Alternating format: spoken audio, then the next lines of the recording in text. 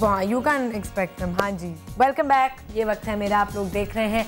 और जब हम गए थे न्यूज़ ब्रेक पे तो डिस्कशन चल रही थी कि जी जो लोग अफोर्ड नहीं कर सकते वो क्या करें, और उनका भी दिल चाहता है कि जी हम भी महंगे डिज़ाइनर को और बड़े नामों को पहने, लेकिन हाउसवाइफ्स जो हैं उनके अपने घरेलू बजट जो हैं वो पूरे नहीं हो रहे होते और एंड्स मीट नहीं हो रहे होते। बच्चों की नीड्स को ऑब्वियसली ज़्यादा वो देख रही होती हैं। फिर बहुत सारी हाउसवाइफ्स जो हैं वो अपने अपने आप को छोड़ देती हैं कि जी हमारी तो शादी हो गई है, बच्चे हैं, अब उनका देखना है, हम अपना ख्याल ना करें। कितना ज़रूरी है Ayesha for a woman self confidence के लिए कि आप अपने ऊपर भी थोड़ी तवज्जो दें, और किस तरह दे सकते हैं? मैं समझती हूँ कि बहुत ज़्यादा ज़रूरी है, क्योंकि एक औरत जो है एक बेसिक फाउंडेशन है। हाँ। अपने घर के लिए, अपने शौहर के लिए, अपने बच्चे के लिए, अपनी फैमिली के लिए। तो मेरे ख्याल से अगर फाउंडेशन ही मजबूत नहीं होगी इन टर्म्स ऑफ, अगर आप अपने आप को स्टाइलाइज कर रहे हैं, आप अपने आप को एजुकेट कर रहे हैं, तो डेफिनेटली उसका फ़ायदा आपके आने वाली नस्लों को है, आपके घर को है।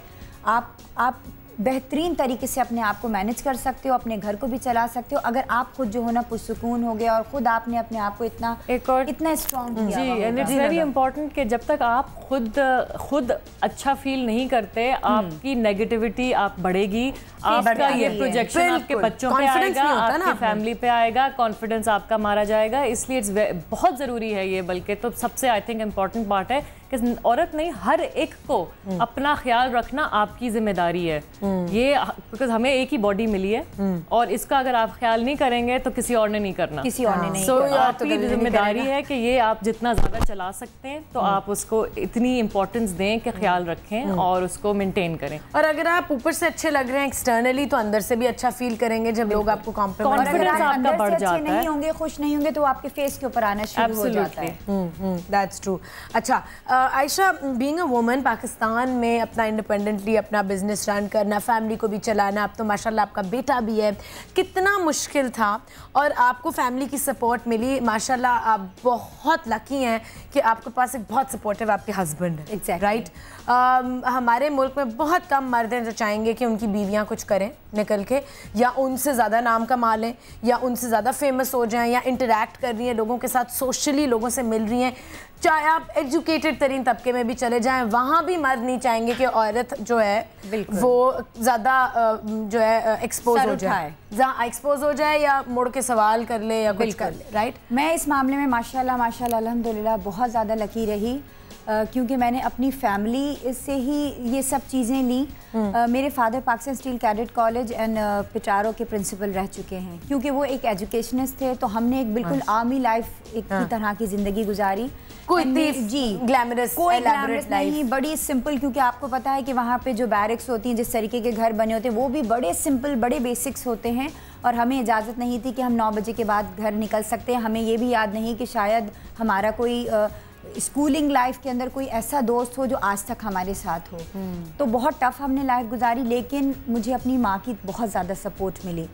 एंड ऑब्वियसली मेरी मदर एक बिजनेस वुमेन थी, तो उसकी वजह से मैं उनको फॉलो करती चली गई। शादी के बाद हस्बैंड ने बहुत ज़्यादा सपोर्ट किया, एंड स्टिल मेरी मदर आज भी मुझे सपोर्ट कर रही हैं और हस्बैंड उसी तरीके से। तो मैं इस मामले में बहुत ज़्यादा लकी रही, और मैं जो कुछ भी हूँ आज just because of my family. क्योंकि अगर मुझे मेरी फैमिली की तरफ से सपोर्ट नहीं मिलती तो मैं अपने आप को इतना ज़्यादा एक्सपेंड नहीं कर पाती जितना मैं कर रही हूँ, और इतनी सर्विसेज मैं लोगों को नहीं दे पाती जो आज मैं जिस जगह पर हूँ। जी नदा, आप बताइए। मैं भी इस मामले में मैं भी बहुत माशाल्लाह टचवुड लकी हूँ, बिकॉज मेरी भी फैमिली हमेशा सपोर्टिव रही थी। उन्होंने कभी भी चाहे एजुकेशन वाइज हो या वर्क वाइज हो, हमेशा देयर ऑलवेज देयर, हमेशा सपोर्ट कर रहे होते हैं। मेरे हस्बैंड भी जो हैं वो भी बहुत सपोर्टिव हैं। आई एम श्योर अभी वो इनफैक्ट वाचिंग। मुझे बताओ नदा, डू यू हैव किड्स? आपके बच्चे हैं? नो, आई डोंट हैव अभी किड्स, नहीं। अभी नहीं। बड़ा मुश्किल हो जाता है उसके बाद। आयशा मुझे भी बता रही थी कि जो बेबी है वो अब माशाल्लाह 18 महीने के हो गए हैं,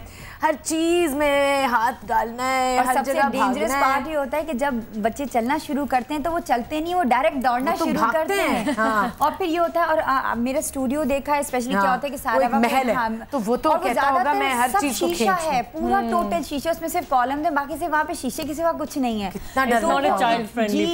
एंड वो इतना मुझे मतलब एक धड़का सा लग रहा था कि कब जाके किस चीज से टकराएगा। अच्छा हाँ नदा, आप क्या कह रही थी? तो सपोर्टिव फैमिली होना बहुत ज़रूरी है, बिकॉज मुझे मालूम है कि हमारे साथ कॉलेज में काफ़ी लोग ऐसे होते थे जो उन्होंने नहीं परसू किया।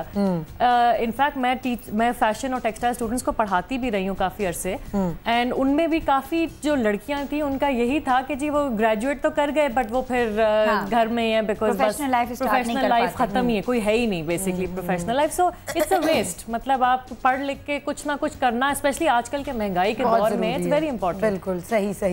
हाँ जी, टॉपिक की तरफ वापस आते हैं। ब्राइडल वेयर के हम बारे में बात कर रहे हैं कि क्या डिमांड्स होती हैं लड़कियों की जब आपके पास आती हैं, तो क्या क्या उनकी, एक तो ऑब्वियसली कलर और ये वो, उसके अलावा क्या उनके दिमाग में क्या सोच के आती हैं, क्या उनकी डिमांड्स होती हैं, या क्या क्राइटेरिया होता है जो पूरा होना चाहिए एक अच्छी दुल्हन के लिए?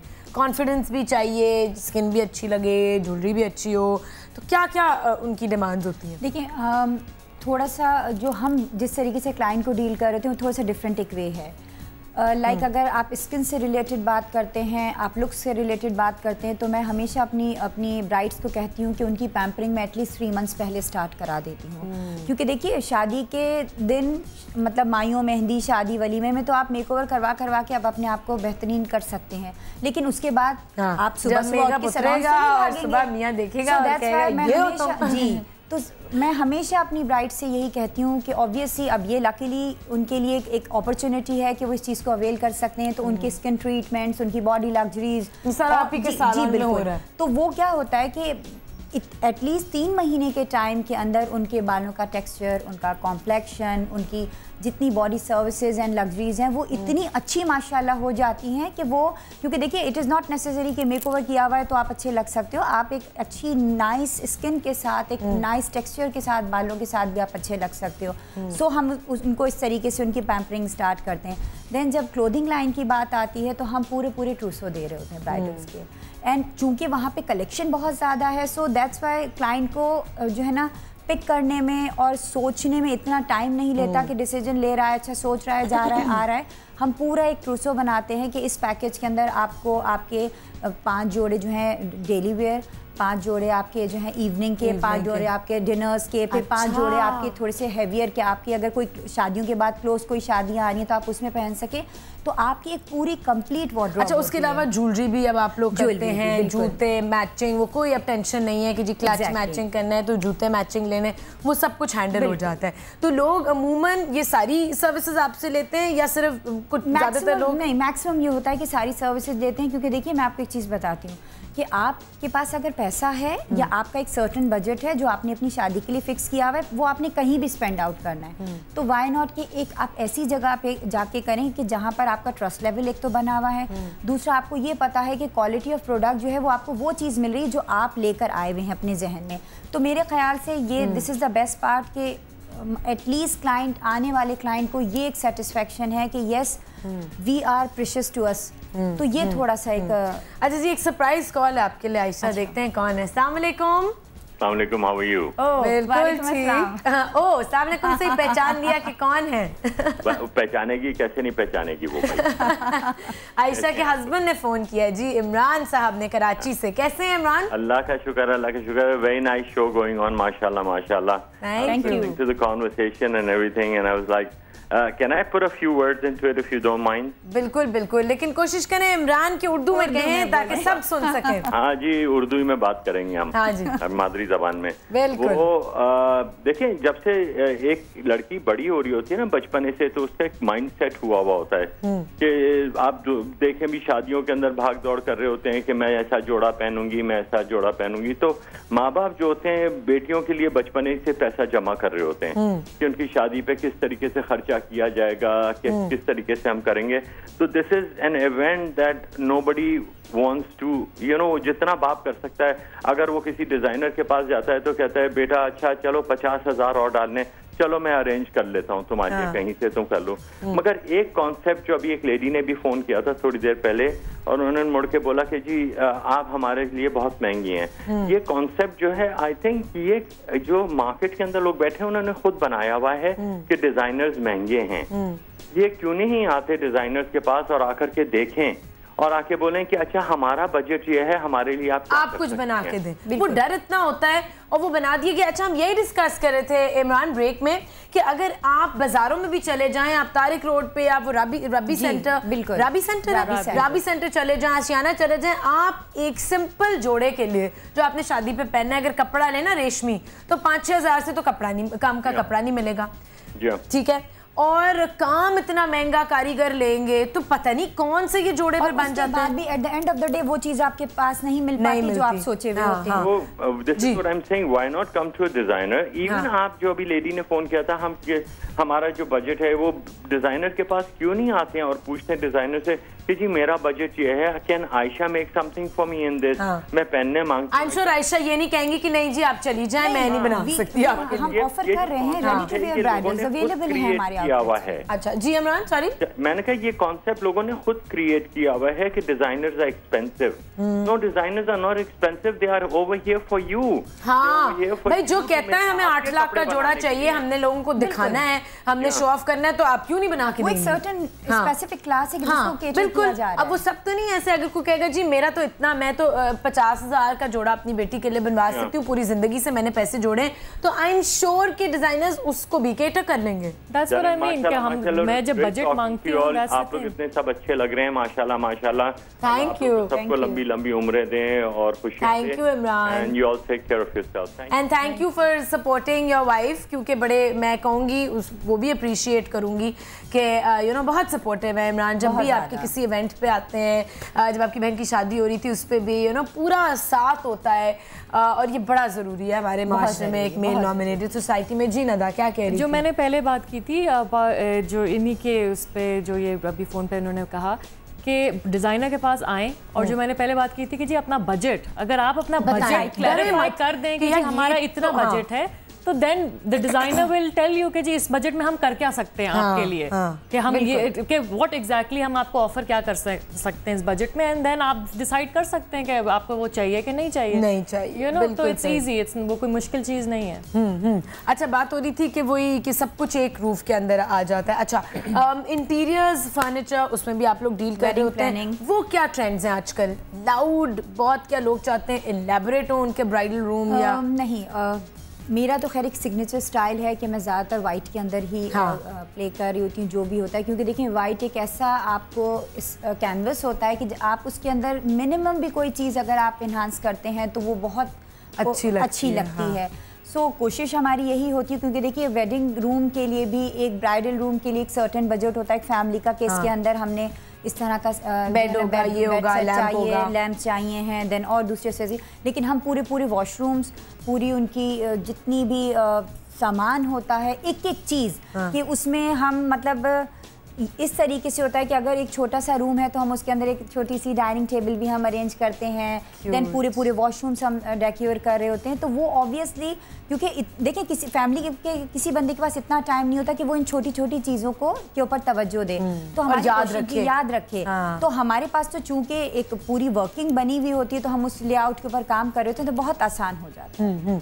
अच्छा नदा, मुझे बताओ, जब आपने अब शुरू किया है 2 साल पहले, आप you come into bridal where, right, तो क्या मुश्किलात फेस आए जब मार्केट में निकलते हो, क्योंकि कपड़ा भी यहीं से लेना है, कारीगर भी यहीं के हैं, उनके क्या इश्यूज होते हैं और क्या आपने क्या फेस किया?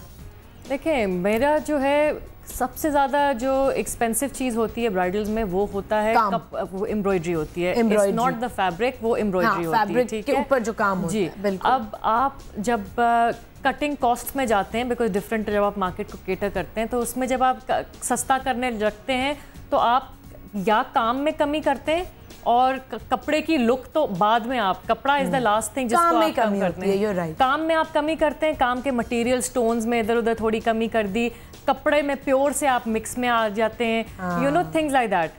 फिर एक और चीज़ जो है, जब आपका बजट कम होता है तो आप डिसाइड करते हैं कि जी आपने कौन सी चीज़ पे ज़्यादा फोकस करना है, आपने शर्ट को ज़्यादा हैवी रखना है कि आपने दुपट्टे को ज़्यादा है, बिकॉज पिक्चर्स में क्या ज़्यादा नज़र आता है, ये चीज़ें आपको कुछ लोग हैं लेकिन जो भारी दुपट्टे नहीं पहनना चाहते हो, कहते हैं हमारे सर पे बड़ा बोझ होगा, तो जी दुपट्टा लाइट रखो, शर्ट हैवी कर लो। कुछ लोग दुपट्टे को, क्योंकि वो ज़्यादा नज़र आ रहा होता है उसको। अच्छा जी, ब्रेक ड्यू।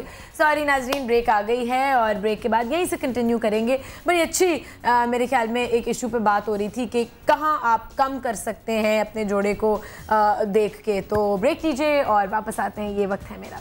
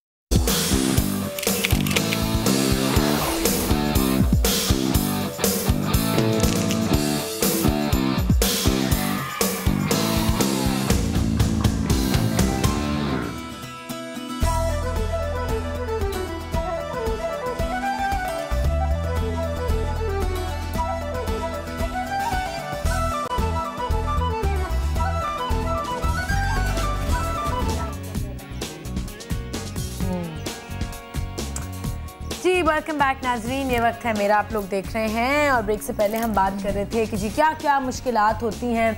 अच्छा, अगर एक औरत नदा जाए खुद बाज़ार में और कहे जी मैं अपना वेडिंग आउटफिट जो है वो देख देख के हम कपड़ा भी ले लेंगे, कारीगर से काम भी करा लेंगे, कितना मुश्किल होता है ज़रा बताओ। देखिए, मैं ये चीज़ रेकमेंड नहीं करती स्पेशली दुल्हनों के लिए। बिकॉज दुल्हन को वही जो उन्होंने कहा 3 महीने पहले से ब्यूटिफाई होना शुरू होना चाहिए, स्ट्रेस नहीं होनी चाहिए, पहले से प्लानिंग हो जानी चाहिए, बुकिंग्स हो जानी चाहिए, ताकि वो आखिरी 3 महीने रिलैक्स करे, फैमिली के साथ एंजॉय करे। लेकिन 3 महीनों में ही तो उनमें काम हो रहा होता है सबसे ज़्यादा, मगर इसीलिए तो नहीं, तो इसीलिए जो प्लानिंग, जो इवेंट प्लानर्स और इन सब की आपको बुकिंग पहले से करनी होती है। जो आपका वेन्यू है वो पहले से होता है, मेकअप वालों के साथ भी आपको पहले से अपॉइंटमेंट्स हो जाती हैं। सो ये सब चीज़ें पहले से प्रोसेस है, 6 महीने पहले का type of process, you know, वो 3 महीने वाला नहीं है। 3 महीने में तो आपको डिलीवरीज और थोड़े थोड़े सैम्पल्स और ये चीज़ें मिलना शुरू हो जाती हैं। सो मेरा ये होगा कि जो दुल्हन अगर खुद जाएगी तो ऑर्डर तो देने में कुछ भी दे देगी, बाद में जब वो स्टिचिंग वाली चीज आती है वो उसको सिर्फ डिजाइनर के साथ मिलेगी, द फिटिंग एंड के जी लुक उसकी अच्छी है। 100% मैं भी कहूंगी कि हम भी जब जाते हैं और हम कहें चलो यार हम जरा गल्फ से कोई शादी का फॉर्मल कोई आउटफिट बनवा लेते हैं, यार उसकी फिनिशिंग ठीक नहीं होती, आप 100 चक्कर उनके पास लगा रहे होते हो, बिकॉज सब कुछ देखना है। एक डिजाइनर को तो आपको पता है ना कि भाई वो रिस्पॉन्सिबल है हर चीज। एग्जैक्टली, बिल्कुल। इसमें आपकी हेडेक और जो स्ट्रेस होती है ना, दैट्स व्हाई मैं कभी रेकमेंड नहीं करूंगी कि एक दुल्हन should go through that, because हमारे मुल्क में गर्मी इतनी होती है, ऊपर से बिजली का excuse and this excuse that excuse, तो वो आपको पता है, सबको पता है, दर्जी के पास चले जाएं तो कितना हैसल होती है। तो अब ब्राइडल के लिए तो मल्टीप्लाई दैट बाय 10। तो यू नो यार, वैसे दर्जियों के जो दिमाग खराब हुए, हम ब्रेक में ये भी डिस्कस कर रहे थे। पर्सनल अपना एक्सपीरियंस बताऊं, पिछले 18 साल का, आप यकीन जानिए क्लाइंट्स थोड़ा सा पैसा बचाने के लिए ना अपना डबल गवा कर, डबल पैसा खर्च, उसके बाद एट द 11th आवर वो सामने बैठे हुए लिटरली रो रहे होते हैं कि हमारे साथ ये जो है ना ब्लंडर हो गया कि अब क्या हो सकता है। एंड फिर भी हम उनको अकोमोडेट करते हैं किसी भी कंडीशन में, क्योंकि हम वी आर सर्विस प्रोवाइडर, हमारा काम ही यही है कि हम एट एनी कॉस्ट हम उनको सर्विसेज प्रोवाइड करें। हाँ। अच्छा, एक और हम चीज़ इसके बारे में ब्रेक में ये बात कर रहे थे कि कारीगरों के दिमाग जो है वो क्यों ख़राब हुए हैं। एक तो उनके रेट्स इतने हाई हो गए हैं, टेलर्स के भी रेट्स हाई हो गए हैं, कपड़ा तो चलो महंगा हो ही रहा है। इसका क्या रीज़न है? क्या डिज़ाइनर्स हमेशा से थे? क्या उनको लगता है, जैसे आपने कहा हर लड़की ने उठ के डिज़ाइनिंग शुरू कर दी है? देखिए, 2-3 रीजंस हैं। एक रीज़न तो सबसे ये कि जी ओवरऑल इन्फ्लेशन है, महंगाई है। अब उनको भी आप इतनी कम पे तो नहीं दे सकते कि वो बेचारे खाना पीना पूरा दिन मेहनत भी करें और फिर खाना पीने के लिए भी पैसे नहीं है उस पर भी। एग्जैक्टली, तो वो चीज़ एक तो है कि जी इन्फ्लेशन है तो उतनी तो उनकी मिनिमम बनती ही है। तो मगर उसके अलावा की जो है कि जब हर एक ही डिज़ाइनर बन जाता है थिंकिंग कि जी बड़ा ल्यूक्रेटिव बिजनेस है, बड़ा प्रॉफिट है, यहाँ पैसे नोट छप रहे हैं, तो यही सोच है सबकी जी, ये तो बड़े नोट छाप रहे हैं। तो उसमें फिर ये हो जाता है कि लोग जिनको कोई आइडिया नहीं है बिजनेस का, जिनको कोई आइडिया नहीं है कि जी क्या चीज़ सही है, जायज़ है, क्या चीज़ नहीं जायज़, वो डबल पे देना शुरू हो जाते हैं, मुंह मांगी दाम देना शुरू हो जाते हैं। तो वो मुंह मांगी दाम वाले फिर बाकियों की तरफ नहीं आते, क्योंकि वो कहते हैं जी हमें तो इतना मिल रहा है, चाहे उन्हें आता हो या ना आता हो कुछ।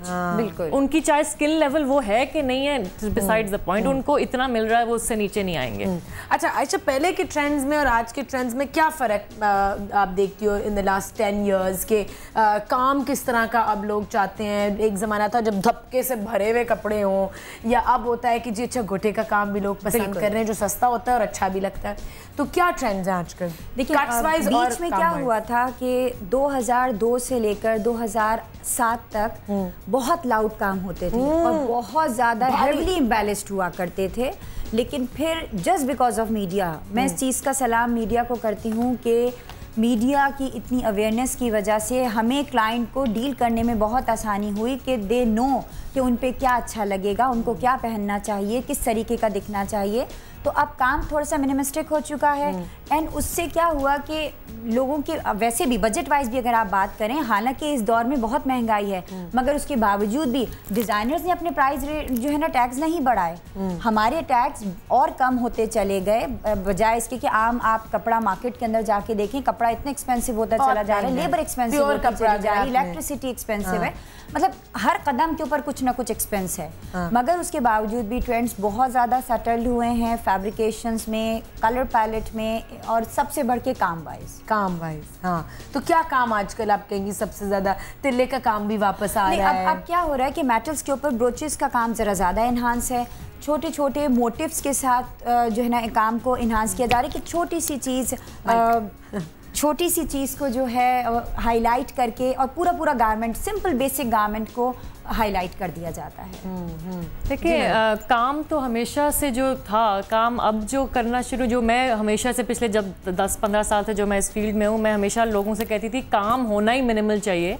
उस टाइम पे मैं कहती थी पीपल यूज्ड टू थिंक ये तो बहुत सिंपल है यू नो। शादी वेयर की भी आप बात कर रही हो या आप अभी मैं अभी जनरल बात कर रही हूँ काम की, कि काम होना चाहिए किसी एक चीज को फोकस में लाने के लिए। अगर आपको फॉर एग्जांपल यहाँ पे है तो अभी आपका गला फोकस में है, देखो बाकी पूरे आउटफिट पे कोई सिर्फ कपड़ा है, it's all textile related, cotton कपड़ा। हाँ, तो वो एक होता है कि एक कपड़े की, पाकिस्तान में हमारी जो खुशकिस्मती है वो ये है कि हमारी टेक्सटाइल यानी कपड़े की हेरिटेज जो है वो बहुत अमेजिंग, जो हमारी कॉटन है और जो हमारी क्लॉथ है, सिल्क्स हैं, हमारे बनारसीज हैं, हमारे ये जरी वाले कपड़े हैं, खूबसूरत।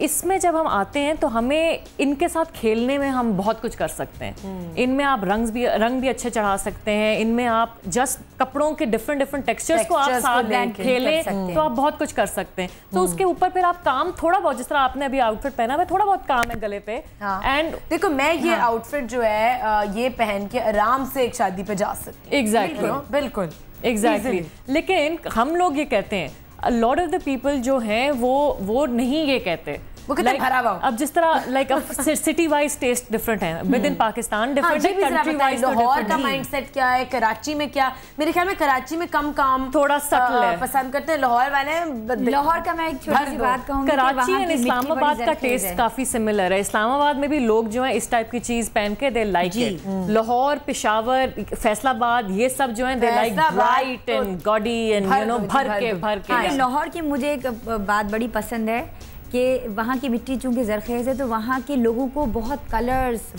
काम, बहुत लाउड उनको चीजें चाहिए होती हैं। तो लाहौर वाइब्रेंट होता है जब आप देखते हैं, बहुत रिच होता है। एंड जो कराची आइट है उसका बिल्कुल टोटली डिफरेंट टेस्ट है। देन इस्लामाबाद जो आपने बताया बिल्कुल सेम है, कराची की तरह वेरी सिमिलर, सेम वेरिएशंस हैं उसके अंदर, कोई इतना ज्यादा मतलब एकदम से अप एंड डाउन नहीं है, सिर्फ लाहौर के अंदर आ जाता है। इनफैक्ट जो हमारे हैदराबाद है, कोयटा है, मतलब ये ऐसे स्टेट्स हैं जिनको लोग सोचेंगे नहीं वहाँ तो नहीं पहनते होंगे, नहीं वहाँ फैसलाबाद, हैदराबाद एंड कोयटा सबसे मतलब बेहतरीन टेस्ट वाले लोग मौजूद हैं और जो पहनना चाहते हैं और जो पहनते हैं। क्वेटा और उनके टेस्ट में फर्क ये है कि ऑब्वियसली वो उनको काम ज्यादा चाहिए, उनको भरा हुआ काम चाहिए, उनको ब्राइट कलर्स चाहिए, उनको ये सटल लुक नहीं अच्छी लगती। पैसे की वैल्यू है काम दिखकर ही, एम्ब्रॉयडरी। पैसे की वैल्यू कट और कपड़ा नहीं है, नहीं। वो बाय मतलब एक साइड प्रोडक्ट है कि अच्छा होना चाहिए मगर काम ज्यादा विजिबल होना चाहिए। ठीक है। तो इनिशियली जो मेरा सवाल वो यही था कि आजकल काम कौन सा ज्यादा सबसे इन ट्रेंड में है, किस तरह का काम तो वही कि मिनिमल होना चाहिए, कम से कम नाइस टेक्सचर्स होने चाहिए उसके अंदर।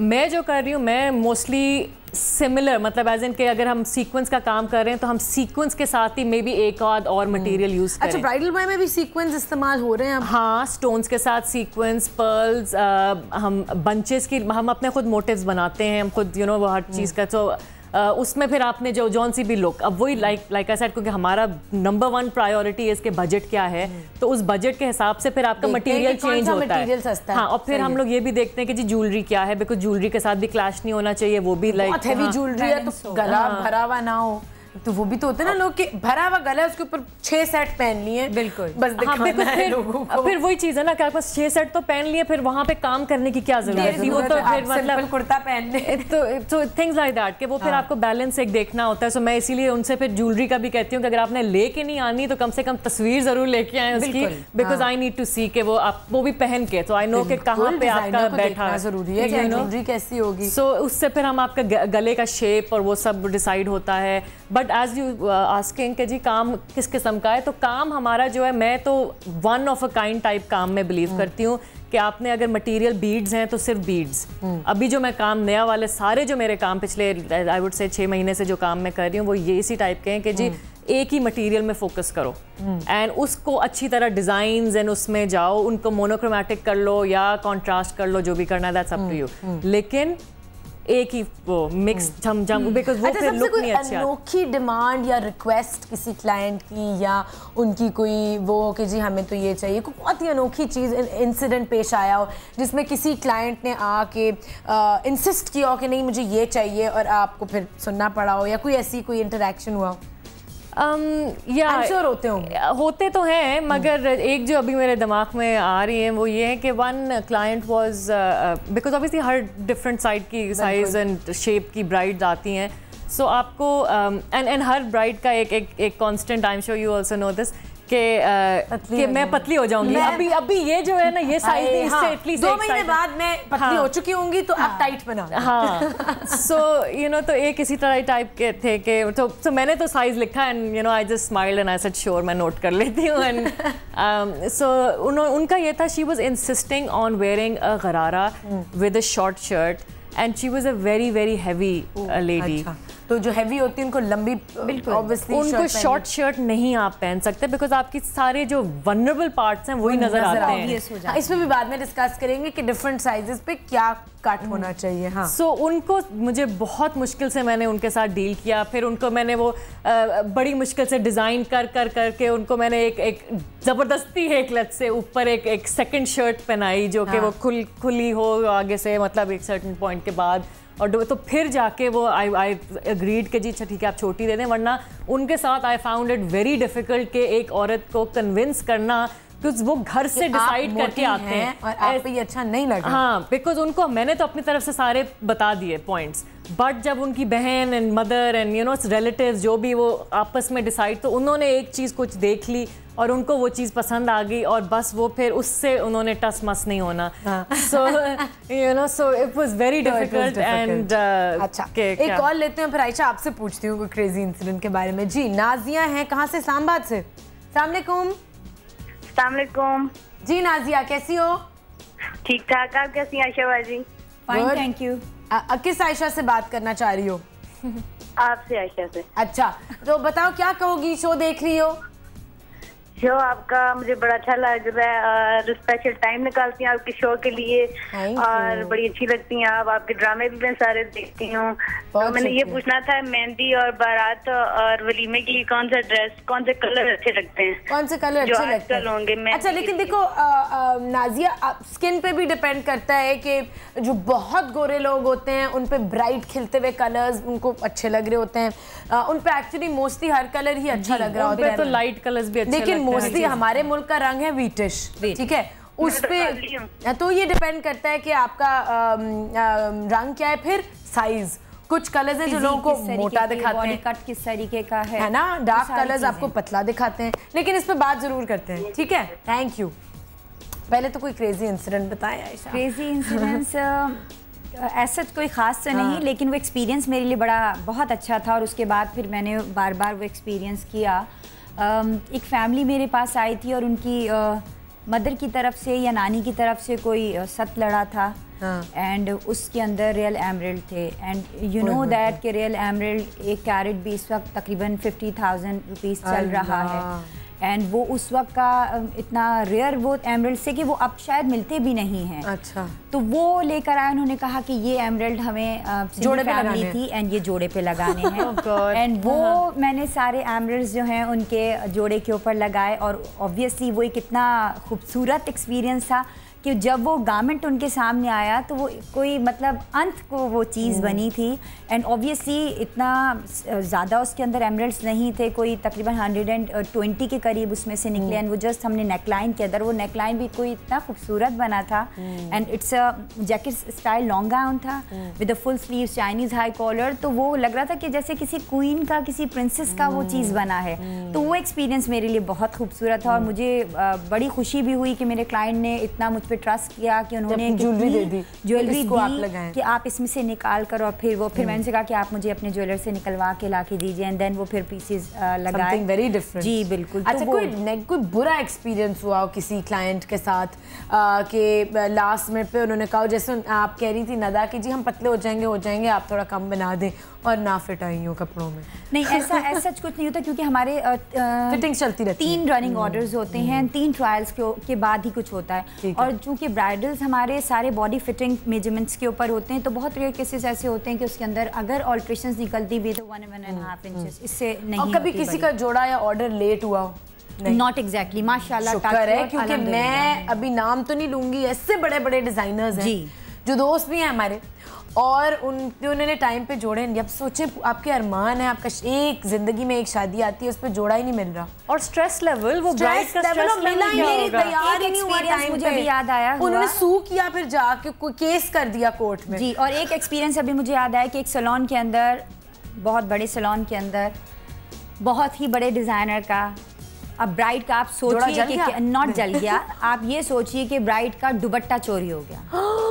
एंड रात को कोई 11 बजे उनका फ़ोन मेरे पास आया, क्लाइंट के लिए बंद हो चुका था कि जी अब ये मसला हो गया। अच्छा, चूंकि मेरे पास ब्राइडल, आपने देखा होगा कि बहुत बड़ी range Ivory and mother of pearl की उसमें रखी हुई होती है, तो वो मेरे पास आई, उन्होंने कहा हमारा, और रात 11 बजे आप सोचें वो बंदी वहाँ ढूंढ रही है बैठ के, जार ब्राइड रो रही है, उनके फिर बहन और बहनों ही भागते हुए आए कि हम मतलब अब कुछ नहीं बचा हमारे पास, अब आप खोलिए और हमें दीजिए। तो फिर वो हमने एक दुपट्टा उनको दिया और वो लकीली उनकी लक बहुत अच्छी थी कि वो उनके गारमेंट के साथ ब्लेंड हो गया।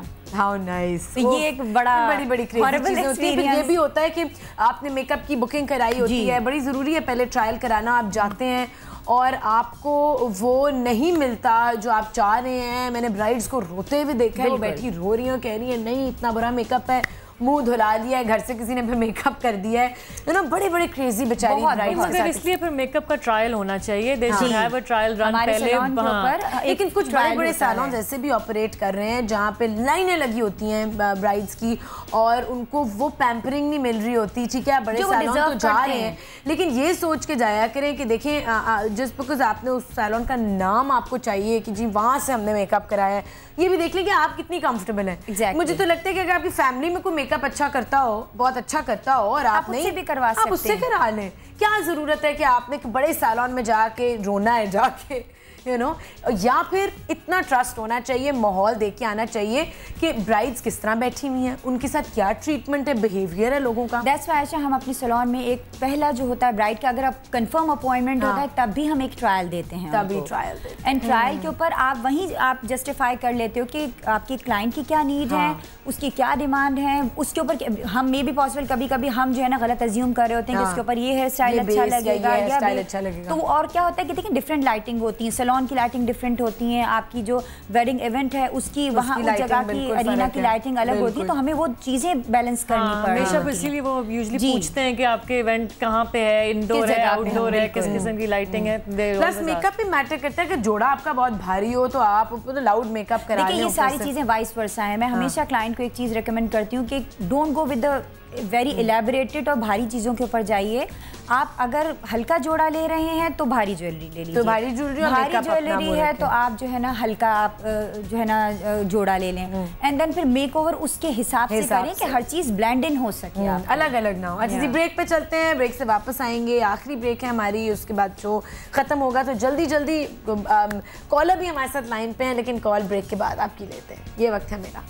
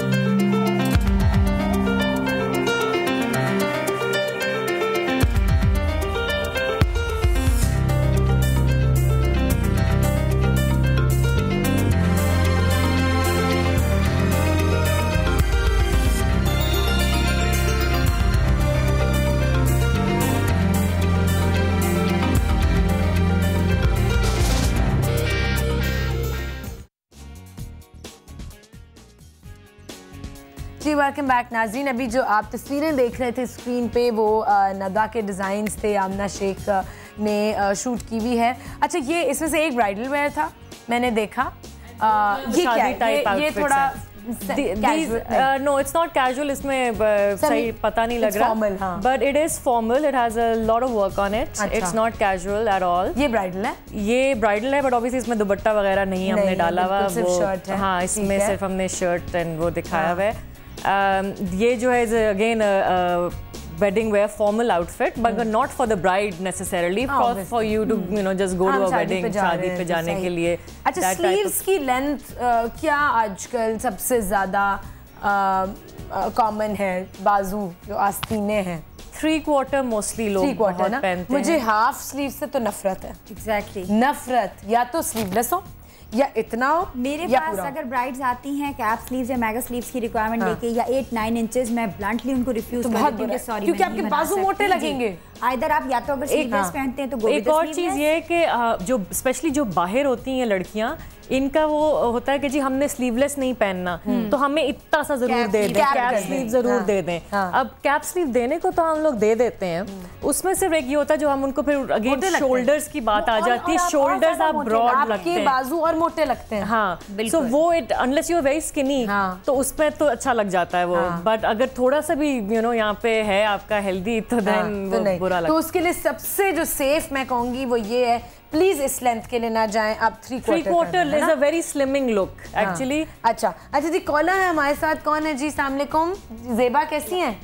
जी बिल्कुल ठीक, आप कैसी हैं? अल्लाह का शुक्र। क्या कहेंगी, क्या पूछेंगी? सबसे पहले I can't help but like congratulate you all, you all are looking so fabulous today. Thank you. बहुत जबरदस्त लुक आ रहा है स्क्रीन पर। Thank you. Help my self. Thanks to Ayesha Warsi. क्योंकि मैं यूजुअली बहुत सिंपल रहती हूँ ना, आज थोड़ा सा ग्रैंड मुगल टाइप लुक आ रहा होगा। हाँ, मतलब तीनों इतनी प्यारी लग रही हो आप। थैंक यू तीनों। Thank you. मैं समझी मेरी तारीफ हो रही है। And it's like a cliche, but मैंने फर्स्ट टाइम किसी प्रोग्राम में कॉल किया है, so I mean I couldn't help myself. Thank you Zeba. और क्या पूछेंगी, कोई सवाल? जी 2 क्वेश्चंस है आप लोगों के लिए। सो बताओ। एक तो ये कि एक प्राइस रेंज क्या होना चाहिए एक फॉर्मल वेयर के लिए, जैसे मेरे भाई की शादी है या बहन की जो मतलब थोड़े से ज़्यादा करीबी होते हैं, उसके लिए एक क्या फॉर्मल आउटफिट के लिए प्राइस रेंज होनी चाहिए। और मतलब जैसे मैं तो अपने खुद बनाती हूँ, टू बी वेरी ऑनेस्ट। मैं कभी किसी डिज़ाइनर के पास नहीं गई हूँ बिकॉज मुझे बहुत ज़्यादा एक्सपेंसिव लगते हैं, and I have been assigned like 10 to 15 to 20,000, that's the max. Okay, bridal wear के लिए?